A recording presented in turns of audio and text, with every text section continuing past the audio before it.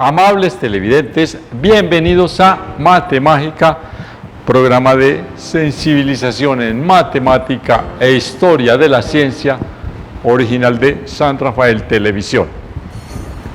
Nuestro saludo al estadero Yacutur, kilómetro 6 de la vereda La Rápida, por unos,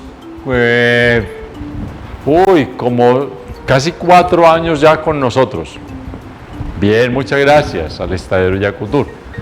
Hemos estado leyendo una frase del quehacer matemático y científico de nuestro muy querido amigo Stephen Hawking.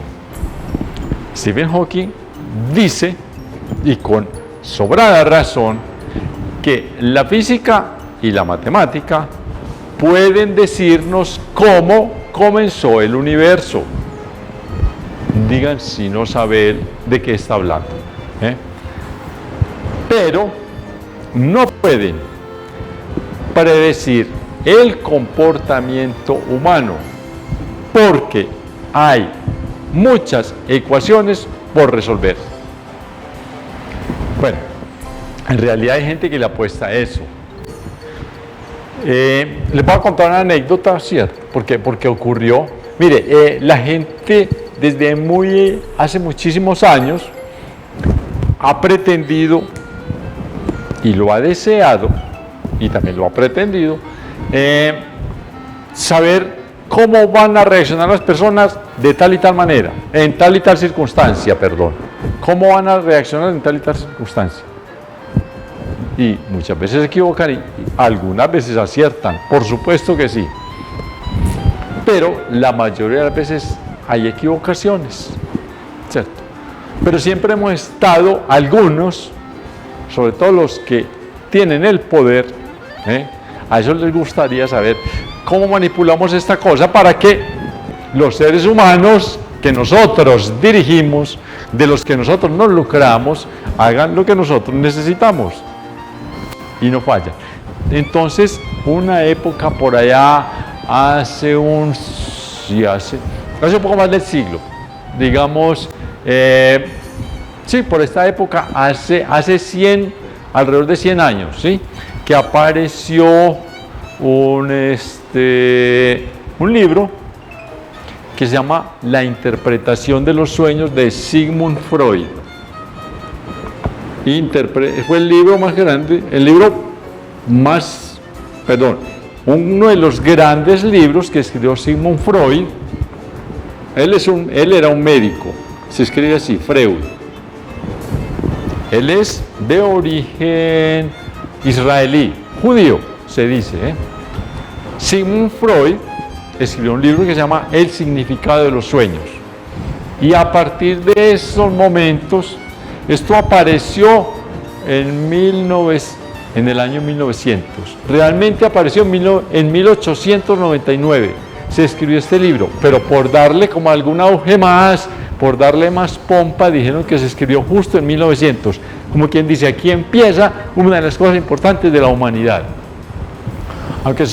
Aunque se publicó un año antes, después cuando empiezan a ver lo importante que decía Sigmund Freud, médico, que después se convirtió en psicoanalista, él fue el que diseñó una nueva disciplina en la psicología, el psicoanálisis. La comenzó otro que fue profesor de él y con quien él habló mucho, un francés, y se me olvidó el nombre en este momento. Bien, pero es tan fácil, muchachos, no sé cómo es maldingo schnauzer, el que yo tengo un schnauzer, todo se me olvida. Oiga, entonces Sigmund Freud, pero Sigmund Freud cogió lo que le había enseñado su maestro y lo organizó mucho mejor. No soy capaz, un francés, listo, un médico francés también, listo, y empezó a hacer unas cosas en psicología bastante importantes. Sigmund Freud mejoró la situación y después de ese libro de El significado de los sueños aparece una disciplina muy importante que se llama el psicoanálisis.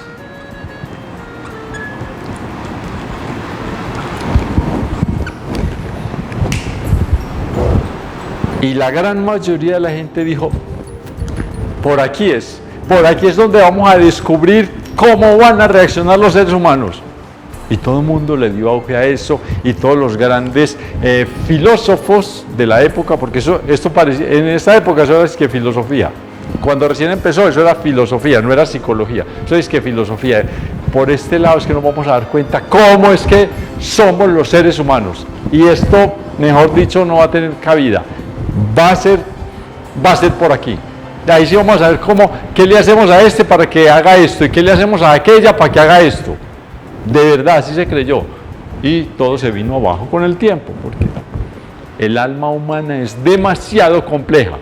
Lo que nos está diciendo acá Stephen Hawking es que si lográramos organizar una disciplina, ¿sí?, muchísimo mejor que el psicoanálisis, por supuesto, tendríamos que saber tantísima matemática, porque para saber cómo reacciona un ser humano hay que meterle muchas ecuaciones. Eso es una cosa como que sí, como que no, porque no sabemos si nosotros somos reducibles a ecuaciones matemáticas. No sabemos todavía si la psiquis humana se puede representar con teoremas, como difícil, pero hay indicios de que puede ser. Listo, eso es lo que nos dice Stephen Hawking. Vea, no vamos a poder, o por lo menos ahora la física y la matemática no van a poder decirnos las cosas que queríamos con el psicoanálisis, porque es que es demasiado complejo ese mundo. Perfecto, eso es lo que nos está diciendo a grosso modo nuestro querido amigo Stephen Hawking, hablando sobre la capacidad de la matemática y de la física. Perfecto, hacemos una pausa en nuestro programa para que continuemos de nuevo con Johannes Kepler.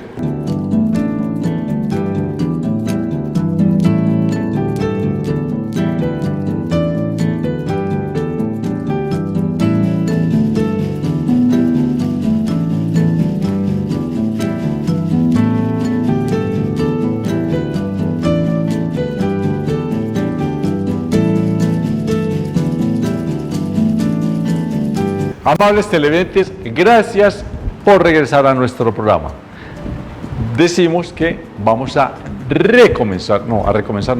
continuar la biografía, a continuar deleitándonos con nuestro querido amigo Johannes Kepler, que ustedes ya lo saben, gracias por dictarme cómo nació en 1571 y murió en 1630.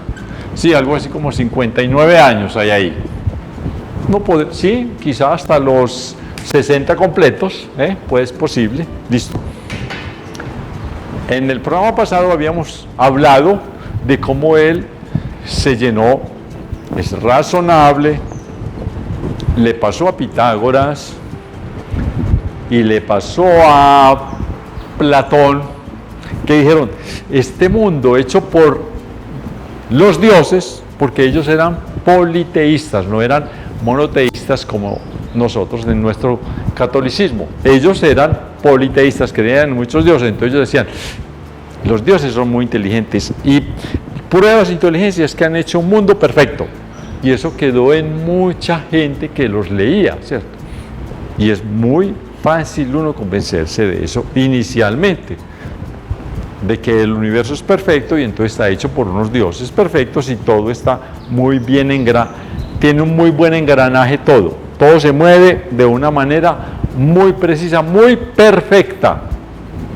Entonces Johannes Kepler, ¿cierto?, viene con lo que ya dijimos en el programa pasado. Eso sucedió en el año de 1595. Esa historia que les conté de cuando él se quedó en éxtasis, ¿cierto?, en un éxtasis religioso, matemático y científico, físico y astrológico y astronómico y eclíptico y paraclíptico, ¿cierto?, y todas esas cosas raras que mencionan los grandes sabios, en la cual no estoy incluido yo. Entonces él cae en un éxtasis y sigue y continúa. Eso fue en el año 1595 y sigue pues ya le pasa el éxtasis, pero él sigue y eso le queda para ahí una semana doliéndole la columna vertebral y los ojos y todo el cuerpo. Bueno, no, eso ya es exageración mía, por supuesto, pero bueno, él queda ahí maravillado, sigue pensando, elucubrando sobre la misma técnica durante mucho tiempo, y en 1597, con esa situación, pero ojo, todavía no estaba él organizando lo de Kepler, perdón, lo de Tycho Brahe, porque recordemos que él se conoció con Tycho Brahe en 1600, o sea, le faltaban 3 años aquí, no sabía que, sí sabía que existía Tycho Brahe, por supuesto que lo sabía, pero ellos nunca habían compartido nada, no tenían nada, se conocían, se sabían, el uno había oído hablar del otro. Perfecto. Entonces en 1597, con esa idea mística de un universo perfecto, con un engranaje perfecto, hecho por unos dioses perfectos, bueno, lo de los dioses perfectos es de Pitágoras y de Platón y de toda aquella gente griega que eran politeístas. Ya a Johannes Kepler, que era monoteísta porque era protestante, una derivación del cristianismo, ¿cierto? Sale el cristianismo por una pelea, ya les hablé de esa discusión que hubo entre unos sacerdotes y otros. Martín Lutero se salió del cristianismo y fundó el protestantismo. Johannes Kepler era protestante. Entonces en 1597, lleno de misticismo, él escribe, es que tengo El secreto del universo. Qué pena, es que tenía aquí en la cabeza otro libro que no es este, también escrito por Kepler. Secreto del universo, escribámoslo así, un poco abreviadamente la situación, sin mucho, con las palabras principales. El secreto del universo. Algunas otras traducciones lo llaman como misterio cosmográfico, pero es el mismo libro. Algunos autores, algunos historiadores hablan de el secreto del universo y otros hablan del misterio cosmográfico, pero es el mismo libro. Yo no sé por qué aparece cosmográfico, aparece con distintos títulos, no sé por qué. En fin, eso fue en el año 1597. Sabemos que no se conocía todavía con Tycho Brahe, entonces aquí en este libro lo que hay es aquella idea de unas esferas conteniendo a los 5 sólidos regulares, una esfera dentro de otra, conteniendo a los 5 sólidos regulares también uno dentro de otro. Entonces, sólido regular, esfera, otro sólido regular, otra esfera, tercer sólido regular, tercera esfera, cuarto sólido regular, cuarta esfera, quinto sólido regular, quinta esfera, y ahí están Saturno y Júpiter y los que se conocían, y Mercurio y tal, y la Tierra no estaba ahí. Ok, entonces él escribe ese libro y le envía, eso ya también lo habíamos hablado, y le envía copias a Tycho Brahe, que no se conocían hasta esa época, sí se habían oído hablar el uno del otro, pero nunca se habían encontrado. Le envía copia de ese libro a Tycho Brahe, y a Galileo Galilei. Galileo Galilei, no sé por qué, pues no le prestó mucha atención, simplemente le dijo, sí, muy bonito, linda tu fiesta, muy bonito tu libro, chao. Galileo Galilei, pues Tycho Brahe, que era un bacaneado, si nosotros sabemos que él era todo emotivo, todo bacano. Uy, parce, tan bacano lo que dijiste, hermano, qué bacano conocerte, algún día venís. De verdad le dijo, algún día tenés que venir por aquí a visitarme. Sí lo invitó, por supuesto que sí. Porque Tycho Brahe sí se pilló que ahí había genialidad, y después lo llamó, ¿cierto? Le dijo, algún día tenés que venir a visitarme, así, un poco formal la cosa, ¿cierto? Como un cumplido. Pero después, añitos después, 1597 dijimos, añitos después, 1600, venga para acá, papá. Pues no sé cuántos años, exactamente, porque no sé cuántos meses, pero digamos, en cuestión de 2 años y medio más o menos, Tycho Brahe le dice, vení para acá pues, ¿cierto? Y se lo lleva. Ahora, en ese misticismo del secreto del universo o misterio cosmográfico, en ese misticismo que había ahí, que es entendible, que hay que mirarlo con mucha fascinación, sin críticas, porque eso le puede pasar a cualquiera, ¿cierto? Pretender que de verdad que una inteligencia superior, que tiene que haberla, está organizando estas cosas, y nosotros, unas simples criaturas ahí, llenas de carne, de aporriones, de emociones, de tristezas, de angustias, de alegrías, de rabias, de odios, seamos capaces de entender lo que hay en la mente de ese creador. Eso desbarata a cualquiera. Entonces, y lo más cercano es el misticismo. Yo creo en ti, nos pasa, nos puede pasar.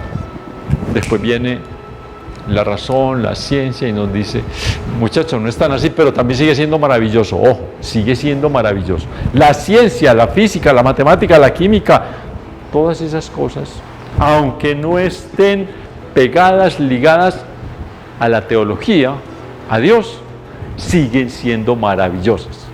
Listo. Entonces, uno podrá desechar el misticismo porque no cuadra, pero detrás sigue habiendo el misticismo. Yo, una maldinga, cosita loca, venida de por ahí de las montañas del África, y solamente que pasan unos 5 o 6 millones de años y resultamos nosotros, dándonos cuenta de lo que hay en la cabeza de un creador. Venga, eso sigue siendo maravilloso, eso sigue siendo místico. La física y la matemática siguen siendo místicas, ¿ok? Estamos ahí, pues. Bien, entonces Johannes Kepler sí escribe dentro de su misticismo cosas como que en el universo se refleja la elegancia. Uy, qué maravilloso esto, me fascina esta frase, la voy a decir más bien en orden, ¿sí? Esta palabra elegancia va en tercera. Voy a pastelear, voltéense para allá, no me miren pasteleado, porque ustedes no aprendan a pastelear, porque la verdadera frase es existencia,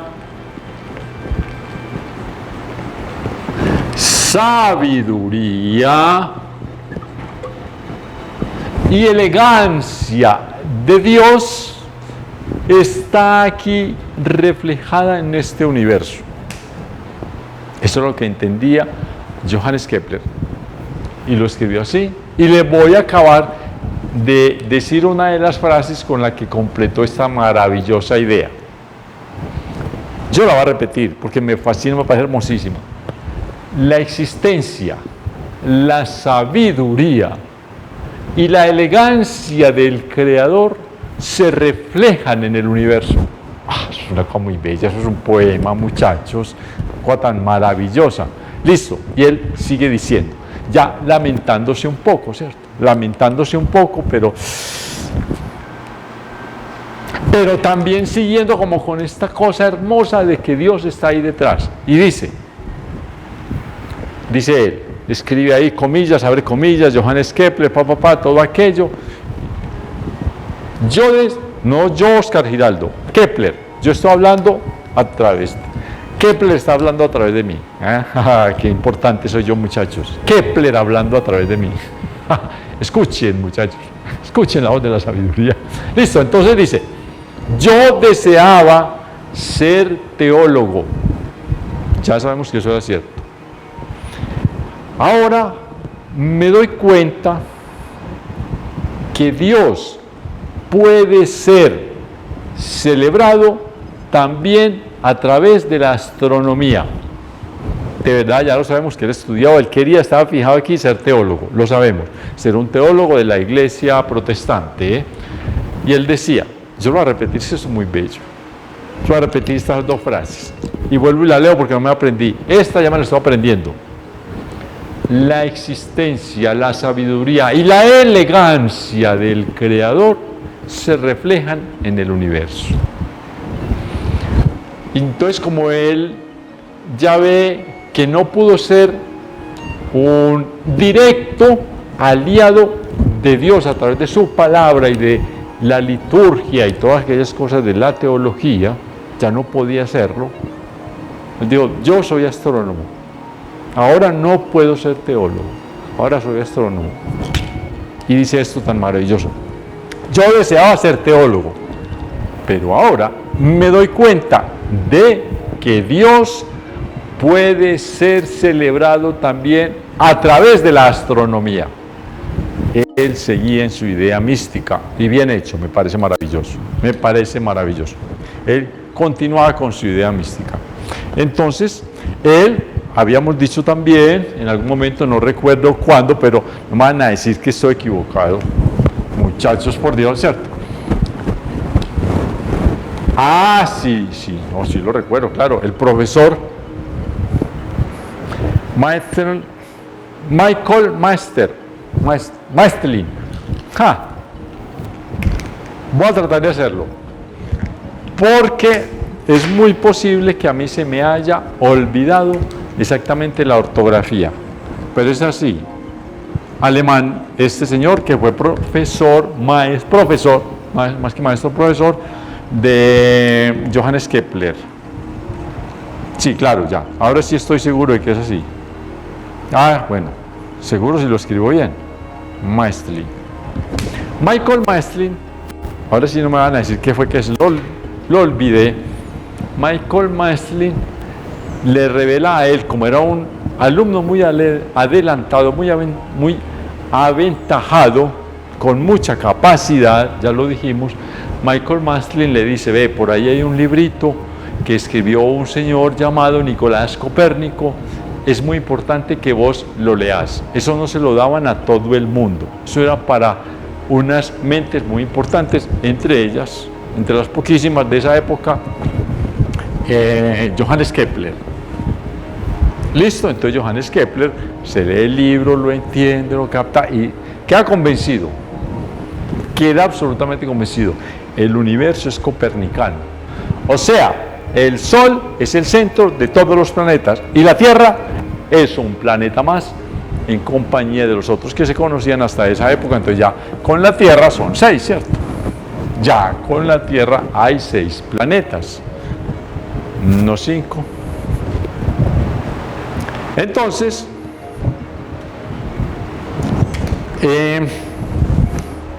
sigue siendo místico, teologal, creyente, es que no hay otra palabra, es místico. Él dice: vea, Dios diseñó el universo, Dios en su sabiduría y elegancia, Dios diseñó el universo con un modelo heliocéntrico o copernicano. ¿Por qué? Porque es el mejor, el más perfecto, ¿cierto?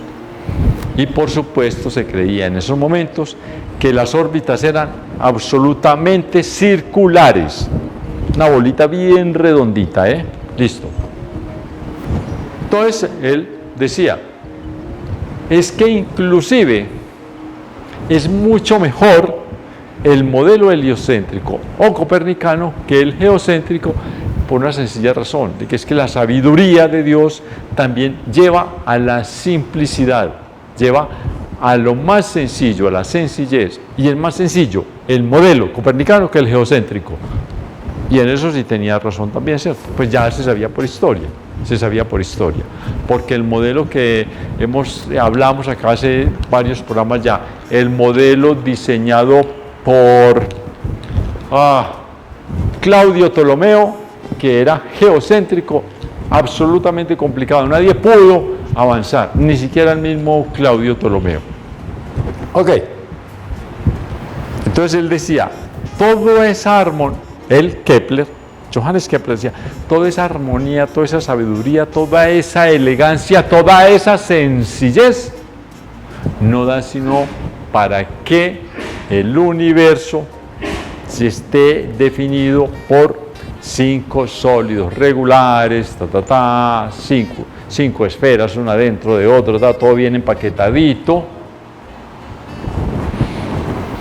En esa época se podía creer eso, se podía, porque de verdad se había descubierto 5 planetas. Hoy sabemos que son 8, entonces ya, chao, esa teoría se derrumba.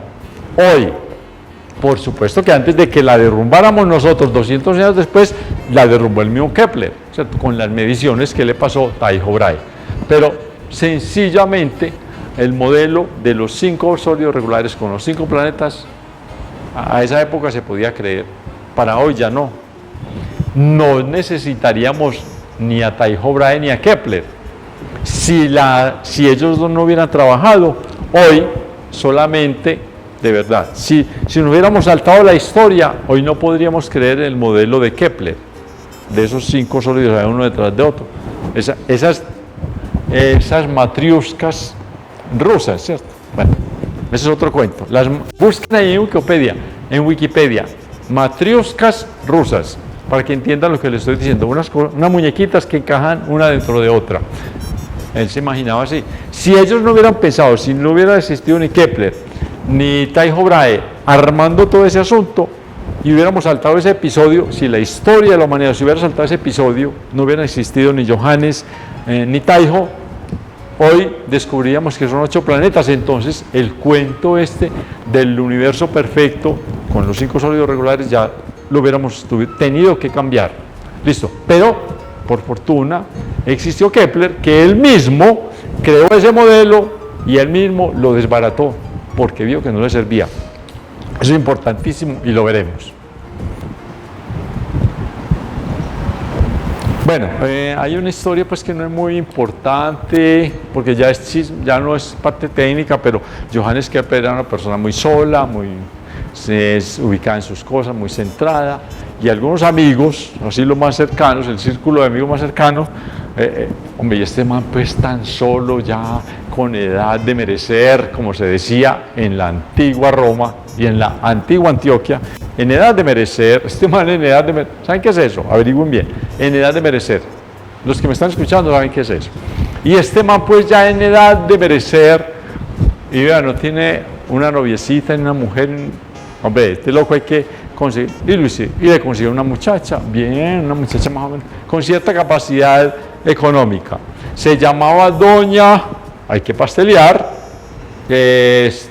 Doña Bárbara Müller, ¿cierto? Y lo casaron con Doña Bárbara Müller. Pero resulta que es que Doña Bárbara Müller era como complicadita, ¿cierto? Una mujer muy complicada, mandoncita, emotiva, hacía escándalo por cualquier bobada. Entonces si Kepler se quedó dormido lo braviaba, y si se despertó muy tardecito lo braviaba, y si se quedó mirando el sol lo braviaba, y Kepler no aguantó. Pues uno tratando de entender a Dios y la mujer ahí atormentándolo, que porque sí o porque no. Traque, se tuvieron que descasar y tuvieron unos hijos, obviamente, algunos se murieron, pero al año siguiente, 1598, ya sin que nadie le consiguiera, él mismo se dio cuenta de que estaba en edad de merecer, 1598, entonces él se casa con otra señora ya más bacaneadita, más conciliadora, más tranquila, llamada Susanne Röntgen.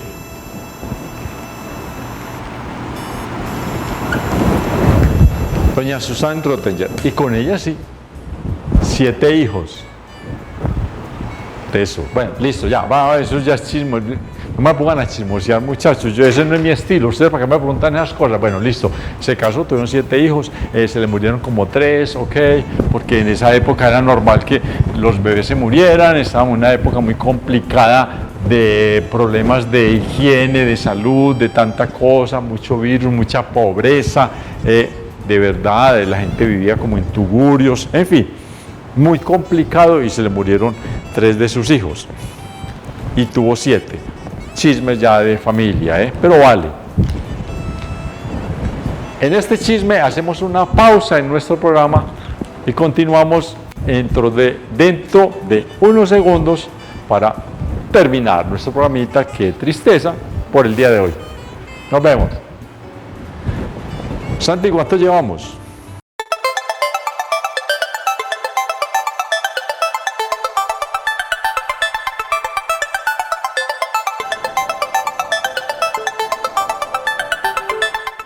Amables televidentes, gracias por volver a su programa, nuestro programa Mate Mágica, por el canal local de San Rafael Televisión.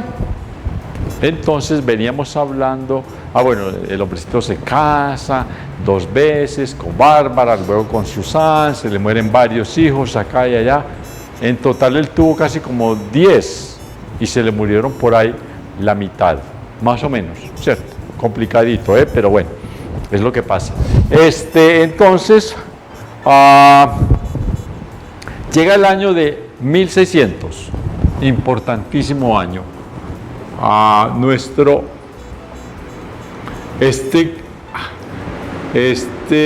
marcador no sabe escribir 1600. Vamos a tener que cambiar. Espero que se note algo, Ok. Eso al que hay que cambiar es al dueño. Con seguridad no le he puesto tinta nueva. No es problema del marcador, sino del usador, del abusador, ¿sí o no? Sí, ¿cómo le ocurre poner a trabajar por el marcador sin darle comidita? Muchachos, yo tengo mucho que hacer en este mundo.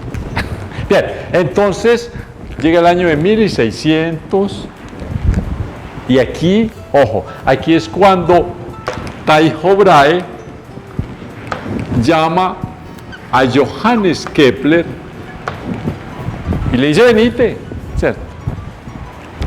Pero algo había pasado un poquito antes, y es que no es que Tycho Brahe lo llamó así de sopetón, sino que algo ocurrió antes.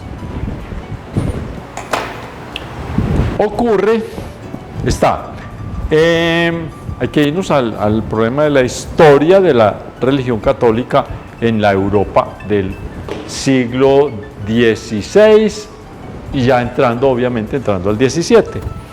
Y es que habíamos dicho, Martín Lutero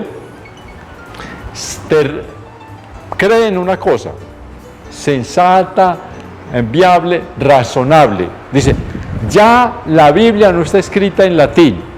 Como ya hay imprenta, ya se puede escribir en alemán, donde se inventó la imprenta en Alemania. Y el primer libro que se escribió fue la Biblia en alemán. Y entonces aparece un señor muy inspirado, Martín Lutero, y dice, bueno, y si está en alemán, ya no necesitamos la gente que sepa latín para que nos explique la Biblia en alemán, porque nosotros ya la leemos directamente en alemán. Entonces vamos a evitarnos un poco de estar dependiendo del Vaticano, de Roma. Y a un príncipe le sonó eso, porque dice, claro, esta historia ya la conté, que el príncipe dice, este Martín Lutero, qué tan jodido, ¿cómo se la pilló? Pero yo soy más avispado que Martín Lutero. Claro, yo apoyo a Martín Lutero, digo que sí, que vivo Martín Lutero, que es un terso, que es un inteligente. La gente ya se viene pandemia y no le manda la plata a Roma, sino que la deja aquí en Alemania. Bien, Martín Lutero, y se alían, ¿cierto? Eso de verdad fue una alianza política y religiosa. Y económica, pues, ¿cierto? Y económica, listo. Entonces, ¿qué pasa? Que a Martín Lutero también se le viene encima la Iglesia Católica, y le dicen, papito, usted no sé qué, usted es esto y lo otro, lo llenan de chismes, ¿cierto? Lo que pasa siempre en la política, que es que aquel es más malo que yo, mentiras que el más malo es el otro, que el más malo que que ru, que chuca, que ru, que pe, que va, que rocha, toda esa locura que aparece. Y entonces le dice el cristianismo, se le va encima y le dice, ¿sabe qué? Yo voy a declarar la guerra a parce y sacan unos edictos y las bulas papales y yo no sé qué cosas, no me lo he leído. Y entonces Martín Lutero había hecho la reforma, ¿sí? Reformó las normas del cristianismo para crear lo que terminó llamándose protestantismo, que reformar y protestar es, bien ahí a ser casi sinónimos, ¿cierto? y viene el cristianismo y se le va encima y le mete otro edicto emplazatorio. Por supuesto que eso de edicto emplazatorio no cabe aquí, es por payasear. Y le mete la contrarreforma. Y entonces sucede, acuérdense que Johannes Kepler era alemán y lo habían llamado a trabajar en la escuela protestante de Graz. Graz es una ciudad en Austria, pero en Austria, justo en estas épocas, empezando el siglo XVII, en Austria había un archiduque, pues alguien muy importante, el que más mandaba, yo no sé qué, archiduque no, sí, el archiduque. El archiduque, bueno, aquí me quedó como una G, es una Q. El archiduque Fernando II de Austria, que era católico, ¿cierto? Le hace caso a la contrarreforma y dice: todos los protestantes de este país hermoso, divino, toda aquella plétora de palabras vacías, altisonantes, y el que no quiera o se viene y se vuelve cristiano o se va para la quinta porra, así se los dijo, ¿cierto? Y con palabras muy elegantes, o te convertís o te vas para la quinta porra, elegantísimo, elegantísimo. Y entonces, y Johannes Kepler no sabe ni qué hacer, ese man viene enredado, peleando con las estrellas, con la... Ah, no, ya no estaba peleando con la mujer, peleando hasta con el diablo, con la pobreza, ¿cierto? Hombre, y tan de malas que al pobre Johannes Kepler vivió una vida económica muy lamentable toda la vida. Al pobrecito le tomaban el pelo con el pago. No, que el re locos, hermano. Entonces, el hombrecito, Johannes Kepler, que viene estando en Austria y viene el archiduque Fernando II y le dice: no le dices que conviértete en el evangelio, créete y conviértete en el evangelio. No, o te convertís otra vez para la quinta porra, y entonces, y sin pagarle, y entonces él se fue yendo de, ¿cierto? Salió de Austria bien pobre, sin dinero, sin hogar, en una maldita carreta jalada por una mula Rusia, en la ciudad de Guayaquil, bien desbaratada. No se sabe cuál estaba más desbaratada, si la carreta, si Kepler o si la mula, ¿cierto? O los hijos. Y él no sabe para dónde arranca, y por ahí en la mitad del camino le aparece pues una carta de Tycho Brahe y le dice: no, pues venite para acá, yo te había dicho que vinieras como charlandito, ¿cierto? Por un cumplido, pero bueno, ya que estás tan mal, venite para acá, listo, y se van. Vamos pues, esto es en 1600 que Johannes Kepler sale para Praga. Eso es ahí pegado, pero no estaban ni muy lejos, ¿cierto? Eso es realmente cerca. Praga, que queda en lo que hoy se llama Chequia, que hace unos años se llamaba República Checa, hoy ya se llama Chequia. Y en Austria eso es ahí pegaditico. Entonces tampoco era que tenía que caminar mucho, por fortuna, porque no se nos muere de hambre en el camino el pobre Kepler. Miren, una cosa que les quiero señalar, porque es que Tycho Brahe y Johannes Kepler no se vieron mucho tiempo, porque Tycho Brahe muere, ¿cierto? La crucecita muere en 1601. Esto, bueno, a Johannes Kepler lo sacaron, pero recién comenzado en 1600, y él empieza a andar por allá, por acá, va para allá, va para acá, que esto y lo otro, y en algún momento entonces Tycho Brahe sabe que Kepler la está pasando re mal, te lo llama, pero no lo llamó iniciando el 1600, lo llamó ya muy avanzado, en octubre. Entonces en octubre, aquí pongámoslo aquí, en octubre de 1600 es que Johannes Kepler va a Praga, llamado por Tycho Brahe. Y Tycho Brahe, bueno, la historia la vamos a acabar de contar, pero solo para que vean que esto no duró mucho, pues un año y punta, porque Tycho Brahe muere en julio de 1601. Entonces no fue mucho el tiempo pues que que estuvieron trabajando juntos. Porque a uno le parece que ellos estuvieron para ahí 200 o 500 años, no, casi un añito, pues alrededor de un año, listo. Pero ¿cómo les parece, queridos televidentes, que yo creo que tenemos que hacer el corte de nuestro programa, porque ya se nos cumple el tiempo y entonces nos veremos en 8 días. Ahí dejamos a Kepler, no, ya llegó, dejémoslo ahí ya ubicadito, que lo vamos a poner a sufrir otra semana ahí que viajando, no, ya, digamos que ya se instaló, ya está en Praga, ya se saludó con el Rodolfo II, el rey del Sacro, el emperador del Sacro Imperio Romano Germánico, ya se saludó con Tycho Brahe, démoslo descansar un ratico, que le den ahí comidita, tal, las viandas, todo aquello. Y nos vemos en 8 días, y que no vaya a pasar maluco Johannes Kepler por una sola vez en la vida, ¿cierto? Nos vemos en 8 días, gente querida de San Rafael Televisión.